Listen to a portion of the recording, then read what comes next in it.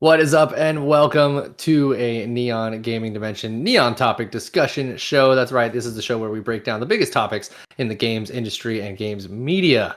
I am your summer fun time, sometime, one time host, Gage Luke, aka Luke Swam First. That's right, it's the summertime vibes, guys. This guy's And this over here writing his intros now. What is this? I don't know. You got a comedy writer back there, huh?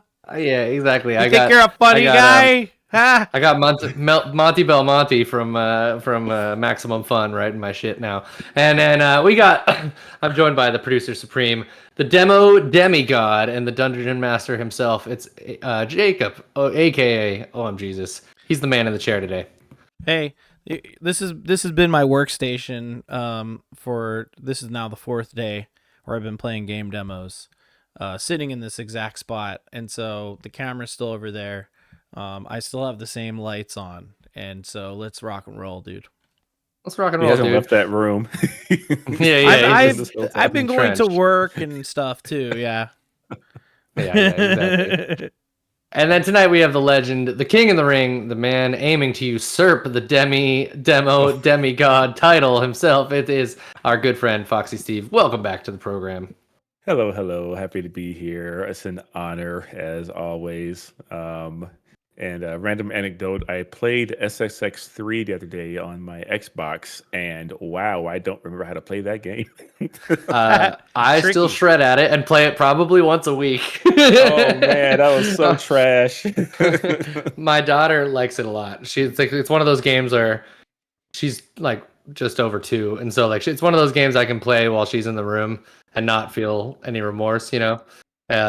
The worst it gets is like Mac giving you some lip, like I'll see you on peak 3. Oh yeah, it's super kid friendly game. It's super kid friendly game. It's great. Sponsored by Element and DNL. You guys remember when 7-Up did the upside down logo and it was DNL? Oh man, stupid stuff. Stupid.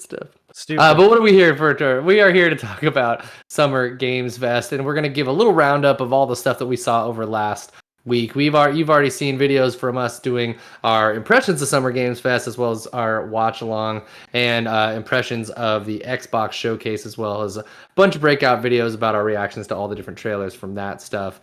But there was other things. We had the State of Play, of course, and then we had Day of the Devs, the Devolver Digital Direct. So we just want to kind of do a little recap of like our favorite things that we saw from the show, and just maybe like a bit of our overall impressions from this year's Summer Games Fest. You know, not just the kickoff live or whatever they call it, but the whole week and kind of how we feel about it as this summer game time evolves from its E3 roots into what it's become today. So we just want to do a little check-in and kind of recap. So we're going to get right into it, and I always like to start with our guests. We all brought a couple of games that were our favorite games and talked about our favorite showcases, which we'll talk to you. But Steve, give me a overall kind of, I know you were sick for some of it, so you only saw pieces, but what did you feel about Summer Games Fest in general this year? Okay. Like nothing blew my socks off, but I wasn't like overly disappointed either. Yeah, I see that. Yeah, kind of like even kill, I guess I would say. Everything kind of came out in the wash. I hear you. Jacob, what about yourself?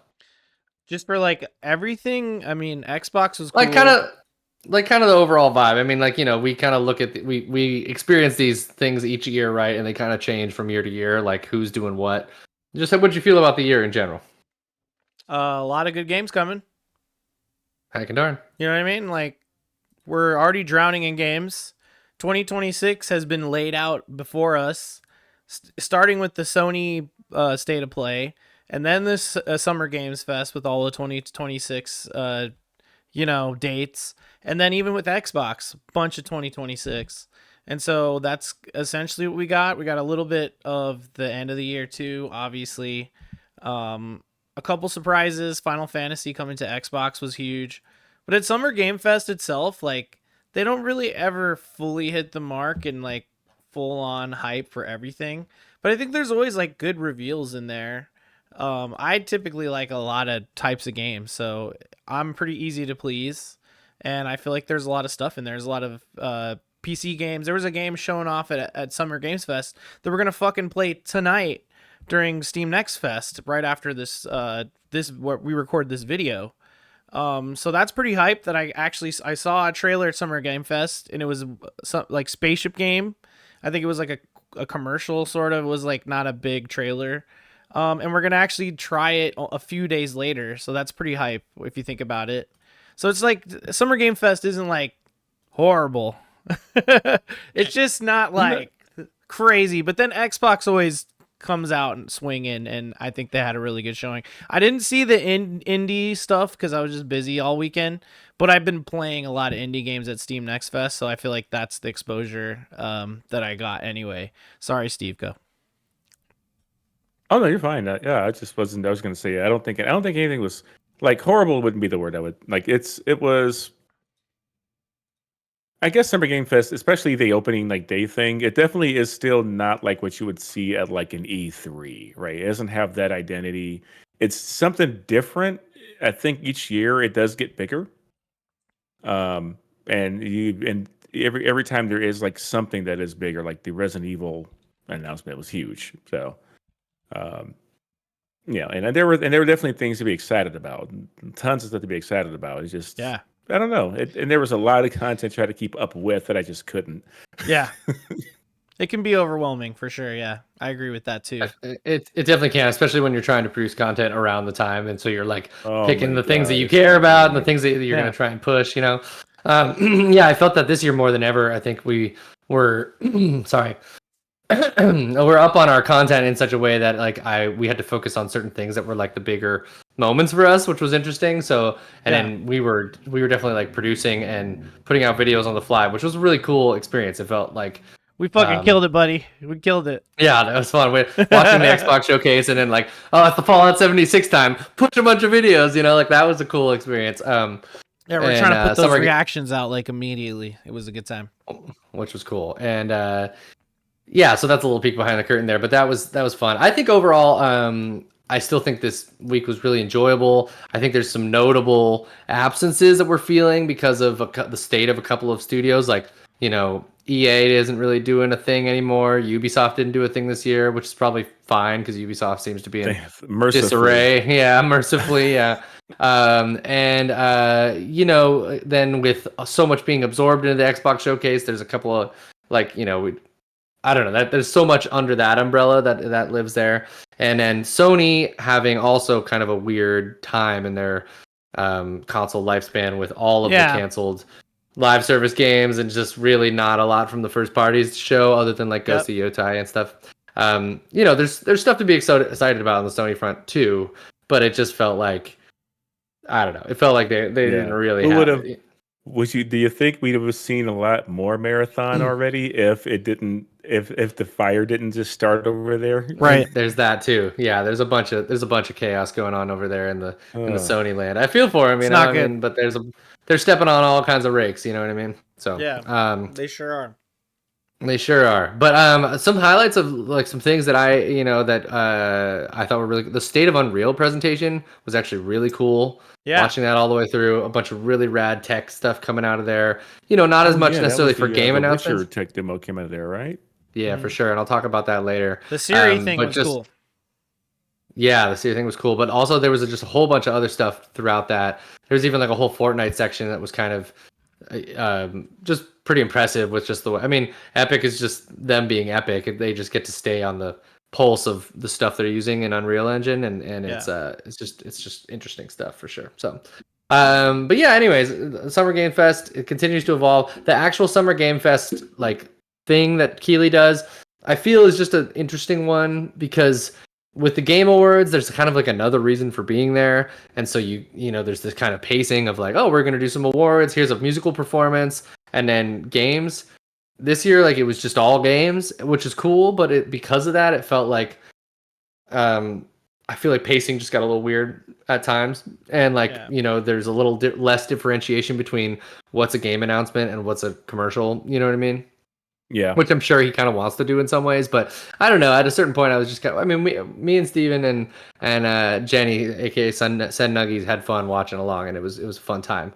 But I think it was more fun just because we were all hanging out with friends, you know, and doing it. So, Yeah, of course. and I got drunk. I got drunk. Yeah, you got shit faced.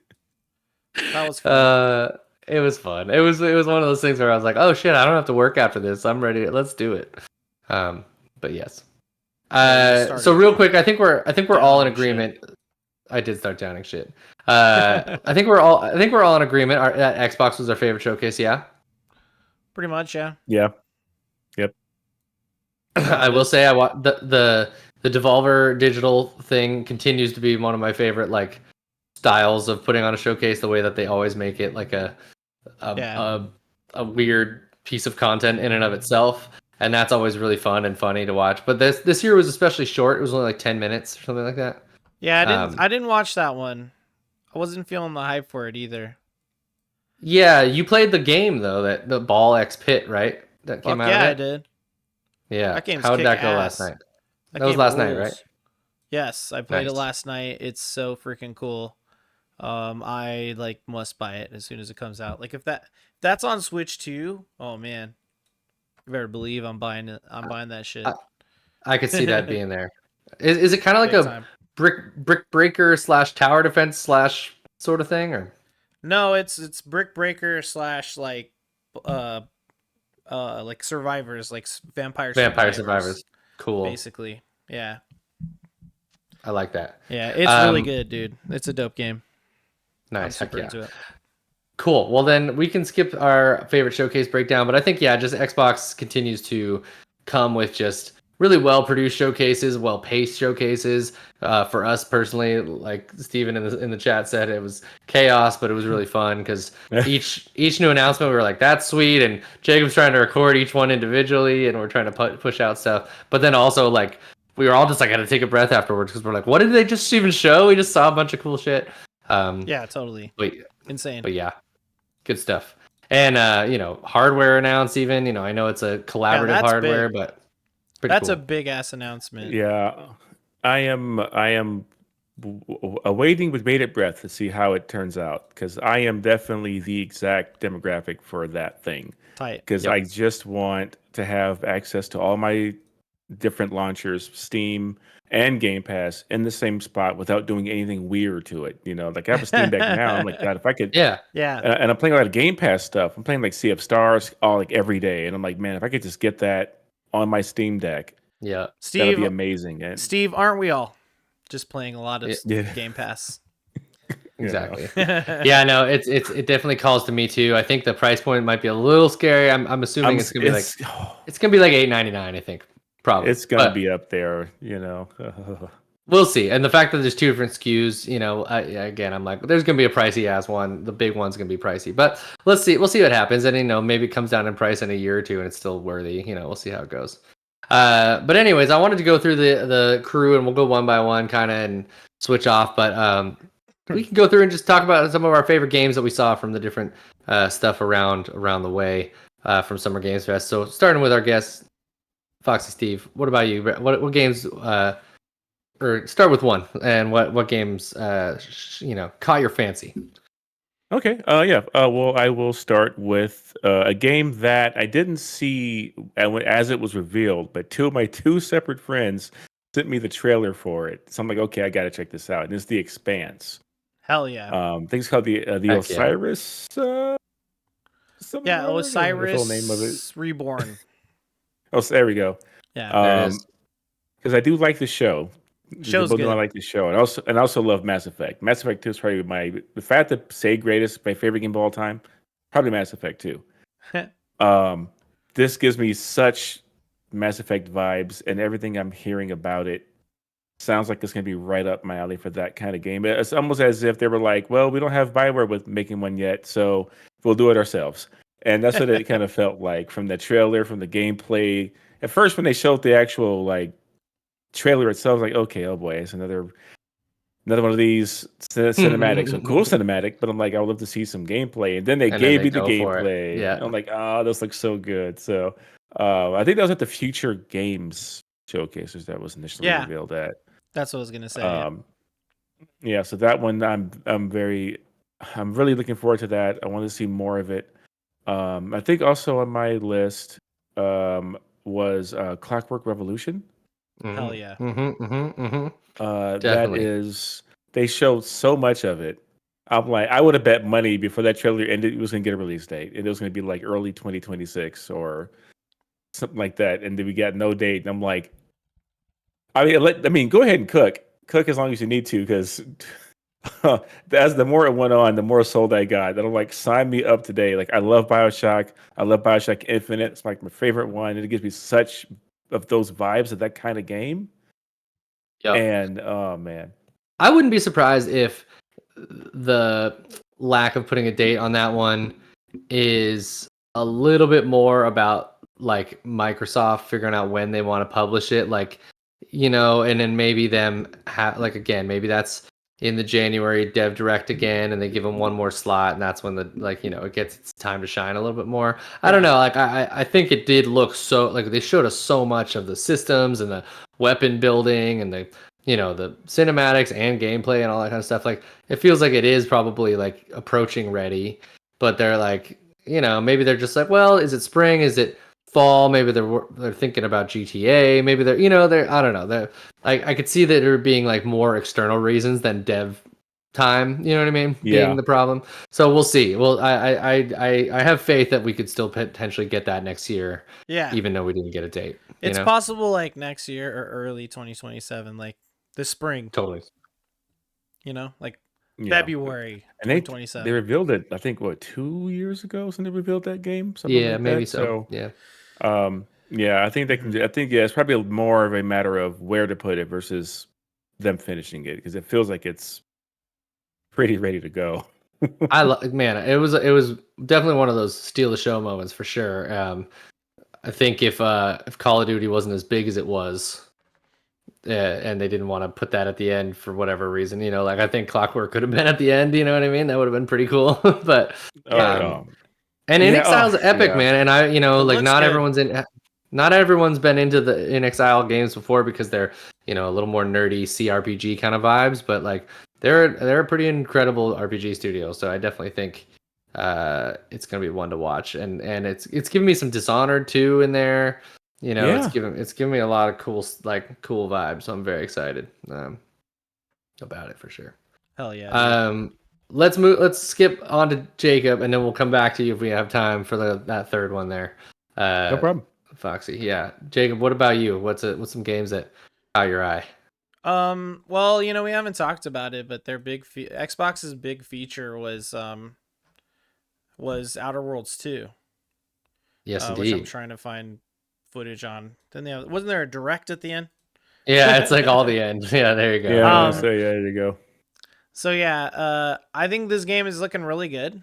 I'm a fan of like Fallout games, Bethesda games. I liked Starfield, even though it's not like their best game from Bethesda.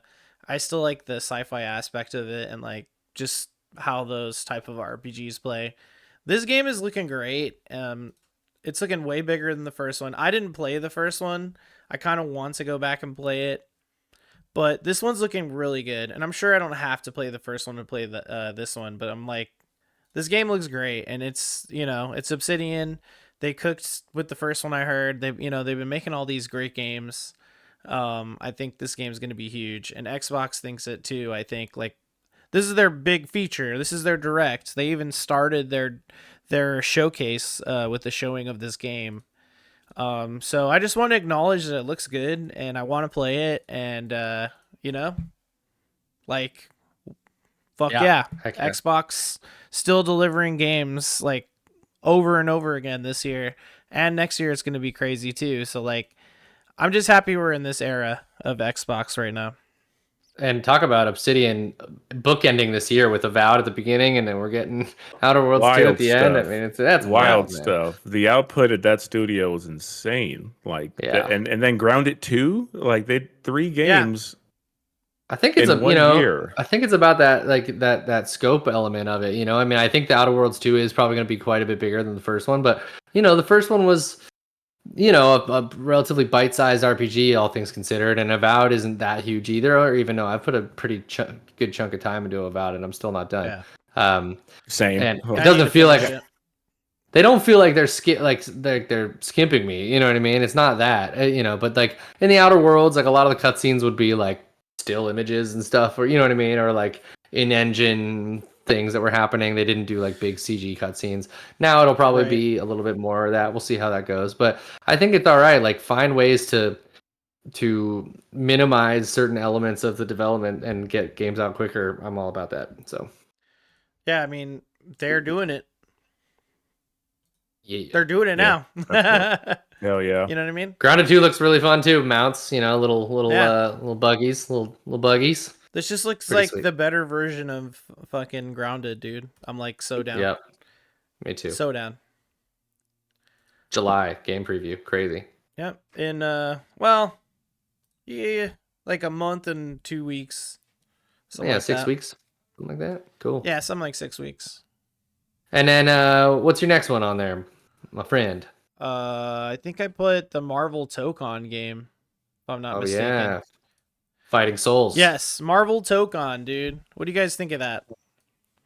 Like that was kind of a big you know, that was huge. That was a big announcement. That's like a new Marvel fighting game and it's not Capcom. Yeah. I have a lot of friends who are deep into the FCC, and Mhm. I'm in there here and there. I dabble, and the sentiment is that we were excited that there's a new fighting game. It's always fun to be a new fighting game. It looks great. Arc System Works as a proven developer. They know what they're doing. It's just that with this game existing, it's bittersweet because we're excited for this, but we're also sad because it means the death of Marvel vs. Capcom. So it's a double-edged sword of yay, but aw. So it's got to kind of get over the aw part of it and just focus on it as its own thing. And yes, it is still very exciting. Oh, I forgot Yeah, that for was sure. actually during the State of Play. Yes, it was. Yeah, not the State of Oh, Unreal. yeah. 'Cause- Not the State of Unreal. Yes, exactly. I mean, if I was to say a Summer Game Fest game, it would definitely be this fucking new Scott Pilgrim game. Come on, that's there you awesome. go. oh, I didn't even know there was a new Scott Pilgrim game coming. It out. is. It's pretty amazing. Yeah, Anamanaguchi doing the soundtrack. Let's go. Just like the Oh, first. hey, Did you guys alright. play the first one? It was just called Scott Oh, yes. Pilgrim versus the World. Yeah, Super good. Yep. They're just Super making good. another one with like an original Yep. story, and they teamed up with the manga's author to like make a new story. That's awesome. That's awesome. That is Heck yeah. wild. I had no idea. Yeah, Scott Pretty- Pilgrim pretty- EX. Come on, EX, what a that's name. tight. Plus Alpha. Pretty sweet. All right. And you can play as Ramona, which is pretty sweet. You could do that Um, in the other one too. Oh, I didn't know that. Well, heck yeah. No, I definitely feel you. I think that Marvel Tokon looks just really stylish and really fun. I've never played an Arc System Works fighter myself, even though Luke System Works is my fantasy league team. But it just worked. It just worked well with my name, and I like the Fake logo. fan. Fake fan. Big fan.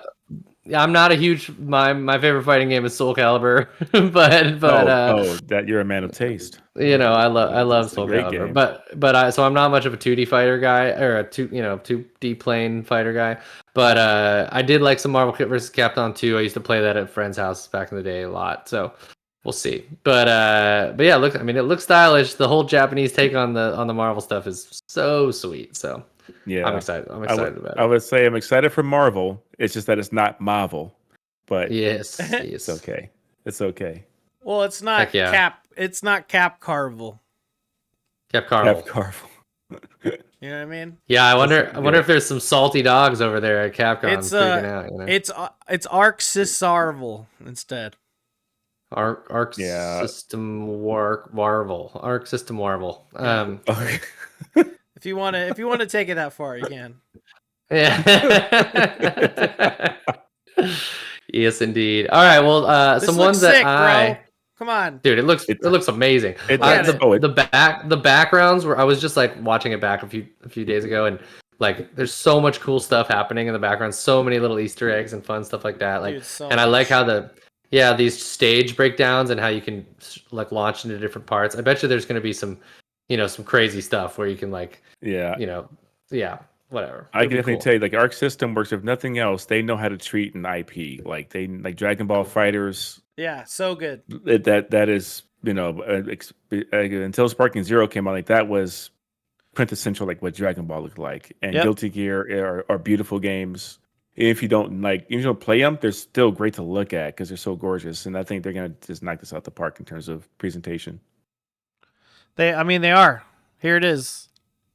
You're looking at It's it. in front of me. It's in my face. It's looking great. I'm My excited to eyes. just see how like all characters are and different skins. I'm also excited potentially to see some of these skins in Marvel Rivals. Would be sweet if they pull some of those over.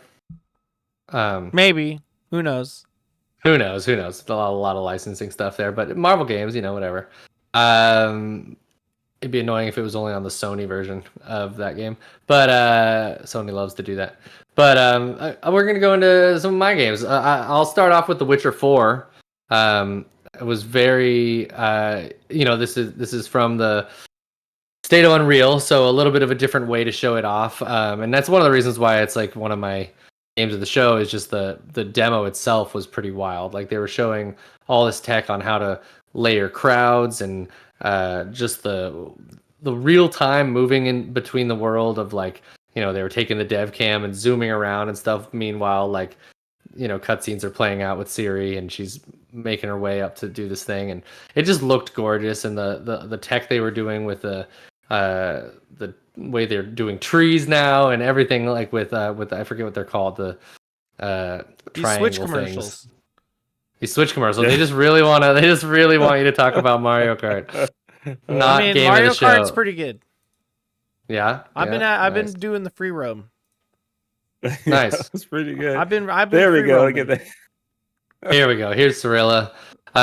Just looks, amazing. I'm interested to see CD Projekt go from their contemporary engine to Unreal 5. I think though I'm happy about it in this particular case because it seems like they really partnered with Epic to like make this a kind of showcase for the engine itself. So that makes me think that they're taking their time, they're optimizing this game a ton for it, and it just looks incredible. And like when I really thought about it, I was like, holy shit, we're gonna get another giant Witcher RPG, and it's gonna look incredible. Like that's just such an exciting prospect because the first one, like once I got past those first maybe initial 10 hours, I was just sucked in so hard, and so that'll be fun.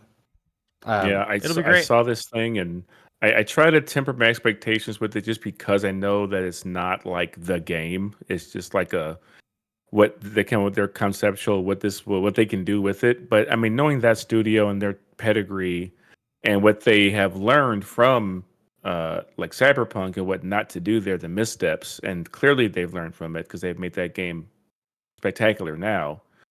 I know they don't want to do that again, and I think this really shows what they've like the lessons learned from that of being upfront and showing us, hey, this is what we're working with. They're not just telling us. They're being a lot more transparent with what their development of games is, and I think them working this closely with Epic they can make the Unreal Engine have their signature on it versus some other Unreal Engine 5 games you see where go, that's Unreal Engine 5. You can just point and go, that's a UE5. Whereas I think they're going to be able to really take this and make it kind of their own. Yeah, I felt like seeing the cinematic that opened this thing, and then like just the way the characters are acting and talking, like, oh, that feels real Witchery, real CD Projekt Red-ish, and I'm interested to see how combat goes. I got into combat in The Witcher 3, but I it was maybe part of the weakest part of that game for me. Get my ass handed to me so much. For like the first 15 hours of that game, I felt like I was just not powerful at all. And eventually, like I kind of figured out how to use the signs and use oils and like all that kind of stuff, which is like the game wants you to do that. You also just have to get used to like the dodge timing and shit like that. Yeah, it just felt clunky, and I just hope it's a little more. We'll see. I would like to think with time. I like Guaranteed. to think with time that they'll go ahead and make it feel more like, especially with contemporary games feeling so snappy with combat. I think they'll modernize it. Yeah, I think so too. But yeah, it looks stunning. I can't wait, and just to see. Yeah, See some varied stuff. I don't know where the story's going to take us. I'm really glad we're Siri. Obviously, I know there's a bunch of dumb people on the internet who can't handle that, but Loser. losers. Yeah, who doesn't want to Absolutely. see some badass chick the whole time on their screen instead what of the looking at some fuck? guy's butt the whole time? Who You know what I'm cares? saying? They're in desperate need of therapy. Is what they are. Also, who cares? Yeah, Like, it's true. if Who there's a cares? strong lady character, like, fucking get over yourself. Yeah, I almost always play as a girl in games if I can. But anyways, yeah, metahuman stuff from this presentation was insane. They were doing this like Oh my live God. they were doing in-person stuff where a guy was live like with just a phone in front of him, and it was like they were animating this dude on the stage and back. It was so cool. But yeah, my other game, this is just a fun surprise. Beast of Reincarnation. This is from the Xbox Showcase. Weirdest, like most surprising announcement I think for me. This is from Game Freak, the makers of the Pokemon series, and this looks like a fantastical slash like post-apocalyptic sci-fi Souls-like this type of thing. I don't know, with big cool creatures like that are not un-Pokemon-ish. You know what I mean? They have not done a game like this before. Like they've made other games and non-Pokemon stuff, but the last non-Pokemon game they even made was in 2019. And it was a card jockey game, right? Like a mobile card game. Yeah. So like this is crazy. It's like I thought they were owned by Nintendo for a long time. Nintendo, just give them more time on these Pokemon games so that they can just make. But you're saying Pokemon could have looked like this the whole freaking time? Holy you know crap, what I mean, man! Come on, and that was at the Switch midnight launch. Somebody was like, at Game Freak, they don't have the ability to make a good looking game. And I'm like, this is proof that they're like, you. Come on, they just don't have the time. They just don't have the time to make those games as good as they could. This looks, I mean, it's still, I could see it needing some more polish, obviously, but this is early footage of it. Yeah. But good Lord, like I'm excited for it. Yeah, it looks cool. Again, I think I'm a little trepidatious because of the Game Freakness. They've got maybe a bit to prove. I worry about things like frame rate or, optimization and that kind of stuff. But overall, like, I like the mix of mechs and then cool nature tech and I don't know. I'm always looking for Pokemon to kind of grow up with us, and it never really has. So I'm hoping that they can maybe take just a little bit of the spirit of that, even though I know that Game Freak isn't the creators of Pokemon, but just a little bit of some spirit of funky creatures and the way that you interact with them, being a little more in a big boy game. So no, they're like the stewards of Pokemon for sure. I'm not saying it has anything to do with Pokemon. I'm just saying no spirits, no vibes, no art, no weird monsters. No, this is a brand new monsters thing. Not fucking little baby Pokemon bullshit monsters where everything's like a fucking little baby cartoon. No, this is some real shit. Some real monsters. I saw a cool annihilation, flower growth, fucked up monsters. I'm into it. Yeah, come on. It's awesome. It's awesome. Game Freak. I'm hoping that turns out. Well, with the interest of getting you guys onto some multiplayer, and maybe even me, multiplayer demo action as Jacob continues his incredible run of Steam Next Fest demo streams, let's just go through real fast and just name our last game that we brought. We won't do too much discussion about it, but just I think they're all from the same thing, so I can pull them up easy. There you go. So just a quick explanation of why you thought it looked cool, and we won't do too much back and forth. But yeah, Foxy finishes off the run here. Cool beans. Mine is there are no ghosts in the Grand. What a weird little thing this was, and I just need to see more of it. At first, I was getting maybe Blueprints vibes.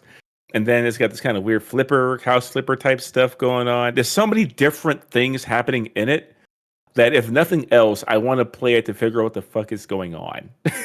Yeah, agreed. And I just love this weird, quirky stuff. So yeah, I gotta see more of this game. Yeah, super fun surprise. Agreed. Power Wash Simulator meets Blueprints meets I don't know, like a survival horror game. Yeah, who knows? Ghostbusters or something. Jacob, how about you? I put Chronos on there just because I was like, hey, we got a really cool looking horror game.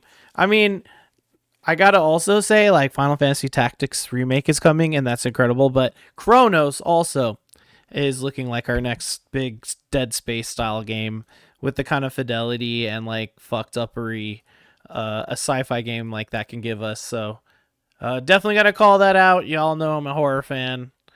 I think this is gonna be a great horror game.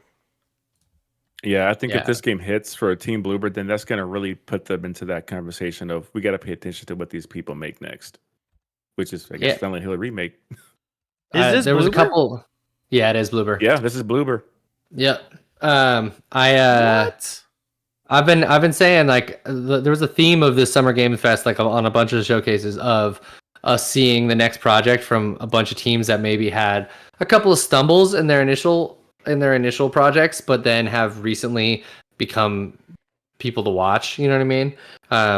And I think just seeing like a couple of smaller or like mid-sized teams figure out like, all right, we've been working now together for a while, and we haven't like there's some of the teams that we haven't heard layoffs from necessarily, and we're like, oh, it's so nice to like just see some teams evolve and get better, and hopefully put out some real sweet bangers in the future. So, really quickly though, mine is not a new game announcement. I just wanted to touch on, and Jacob mentioned it earlier, but huge. the Final Fantasy announcements on Xbox. It's been one of those things where I've been a PlayStation-less guy for this generation. I famously gave my PS4 to my cousin during the pandemic because he was just bored at home, and I just thought it was the right move to do. I gave mine to my brother during the pandemic. There you go. And then I was like, surely like the PS5 will come down in price like in a year, and then that didn't happen.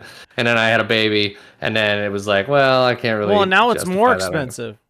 That's what I'm saying. I'm like, literally, I was like, dude, if it had gone down to, $3.99, I probably would have bought it already. But it's just like, no, I'm not gonna do that. So, and I'll be able to play all the PlayStation games that are on PC once I get a deck or a ROG or whatever it ends up being. But yeah, this is just really cool. So these Final Fantasies have been a blind spot for me. But that have been games that I've really wanted to play. I love Final Fantasy 15, which was the last mainline Final Fantasy I played. And I would just I can't wait to play these on Xbox. So you're gonna get 16? Yeah, I'm gonna get 16. I've got too much going on right now. I don't need to buy it yet. I gotta finish Expedition 33. Night Rain is still like my main obsession. I can't not play it. Even when there's no one but randos to play, I can't not play that game right now. Oh, and then, we're coming back to Night Rain like after this week. Yep, hell yeah. Last night I got the mod, the gaping jaw down to like this much health, and I'm so mad. I died last second, but it's cool. I figured out his game. Yep. But yeah, anyway, so too many games. I want to finish Avowed still. I just don't want shit to slip through the cracks. But come end of summer, I think I'm gonna dive into Final Fantasy 16. So it'll be great. Oh, you're in for a treat. Oh, man. Very stoked. Very stoked.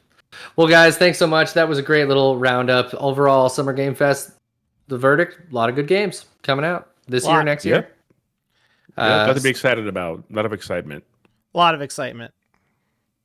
And some of these games you might see shortly after as Jacob continues to stream tonight with some friends. Also, Foxy Steve here and our Thirtotron, the Robo Bartender himself, who hopefully gets a second job interview off the interview he got today. But until then, you guys can stick right around here on twitch.tv/Neon Pocket Dimension as they get set up and get streaming over there. That might take a little bit, but they'll be back there soon, so stay tuned. And then also you can catch this video later on youtube.com/@Neon Gaming Dimension, where you can find all of our gaming content. We just put out a ton of work on Summer Game Fest stuff, the Xbox Showcase, all that kind of stuff. So please go over, check it out. Steven's been putting out new shorts with highlights from some of that stuff, as well as highlights from Jacob's Steam Next Fest streams, which you should all check out. He had 3 episodes so far, and tonight is night 4. So those are pretty epic. 35 show games. No joke. And they will show you what's good. You can go check it out and get a little preview before you download it yourself and jump into one of those demos and find the good stuff. What would be cool is at the end of this whole thing, we should just publish that spreadsheet with all. I do that. I do that every year. I posted around. There you go. Yeah. That's cool. Yeah, Because that spreadsheet Jacob is crazy. Yeah, Jacob does this. Jacob does this awesome, really cool spreadsheet with breakdowns of the scores and when he played them and how did it all go, and it's really cool, really cool Yeah, and stuff. there's a lot of games on there I can't even get to, but like anyone could go on there and just see games and click on the link and take a look, Yeah, which is the it's cool. point. That's the whole point. One last plug before we get out of here. I do want to say we're kind of working on some new Neon Pocket Dimension Odd Valley Studios merch and stuff. So we do have these sticker packs that are going to be available soon, and this Elden Ring you're shirt, wearing the it. Elden shirt. That shirt is sick. awesome. That's sick. Yeah, they came out really great. Jacobs is in the mail here soon. Oh my Sent god! sent When out can some we other get ones to that? friends. Stay Stay tuned. Follow us on Blue Sky at NPD Squad, and you'll find out more about that. Figuring out the best way exactly to get it to you guys, with pricing and all that kind of stuff. We're just figuring it out. It's our first time really doing merch, so we got to figure it out. But stay tuned; those will be out soon, and fun stuff for sure. And I got you. And Foxy Steve, before we get out of here, where can everyone find you? Oh, fantastic. Well, you can find me at youtube.com/@FoxySteve. That's with 2 X's. And also Blue Sky @FoxySteve as well. And twitch.tv/@FoxySteve. That's where you can find me. Everywhere. All right, let's get out of here, guys. You guys say goodnight, Cool. and say TTFN. Bye. And TTM. bye. Ta-ta for now. Ta-ta for now.